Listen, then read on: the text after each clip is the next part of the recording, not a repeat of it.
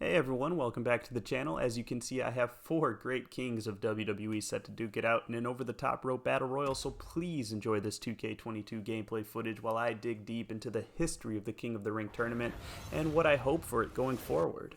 The King of the Ring was first created in 1985, and Don Muraco was the first king. And it wasn't so much an endorsement of the company for this guy to be the new up-and-coming superstar to keep an eye on. No. Don Muraco was given the title of King of the Ring more so as an added layer of credibility so he could be better suited to go up against Hulk Hogan as he was main eventing Madison Square Garden shows against him at the time. And the same could be said the following year in 1986 when Harley Race wins the King of the Ring. Now Harley Race was well established before coming to the WWE, but imagine this, the WWE didn't really like to acknowledge the success of superstars in other companies, so they made him the King of the Ring as, his layer of credibility. Now, it wasn't until 1987, the following year, where the Macho King became the next King of the Ring, and he was already Intercontinental Champion, and he was a heel, but he was starting to gain steam and winning the fans over because he was just such a magnetic personality, and he was such a great worker that after he became the King of the Ring, his career really took off, and it began a trend that we would see going forward. You would see guys like Bret Hart in 1991. Now, that was his King of the Ring crowning, and just a great year for Bret Hart all in all. That was the beginning of his singles run.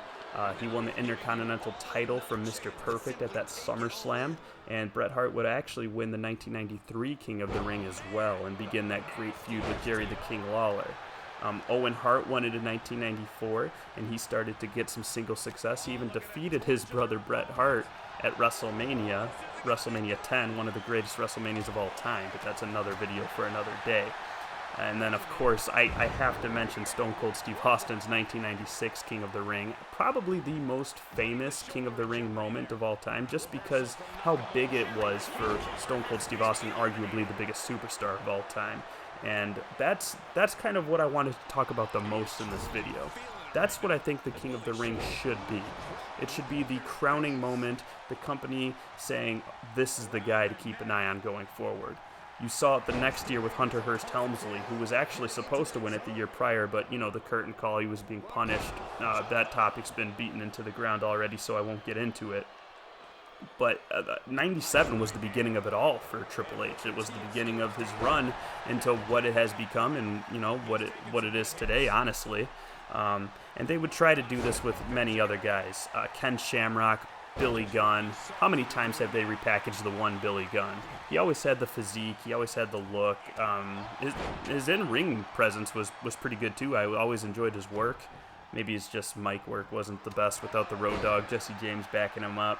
But after that, Kurt Angle in 2000, one of the greatest, not even one of, the greatest rookie year that could only be rivaled by the guy who won it a couple years later, Brock Lesnar, and that was all started at King of the Ring. Brock Lesnar, after he won the King of the Ring, he went on to defeat The Rock at that SummerSlam for the undisputed title.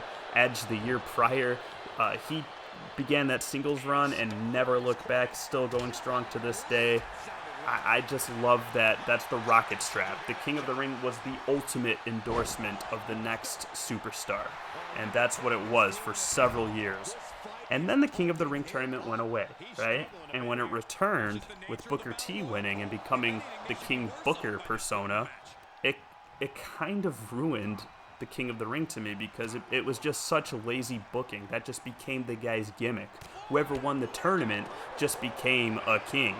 It was okay at first with King Booker. He really owned it, and he had Queen Charmel, and it was great because, it hadn't been done in a while. But then William Regal did it at the next King of the Ring, and I kind of gave him a pass too, King Regal, being from the UK, the nobility, it was too easy, right?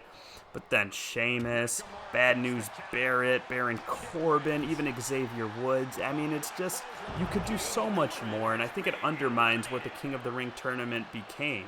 It was this kind of catapult into the upper echelon for WWE. It just had such a strong lineage that they had built up for the King of the Ring tournament, and it's just sad to see what it has become.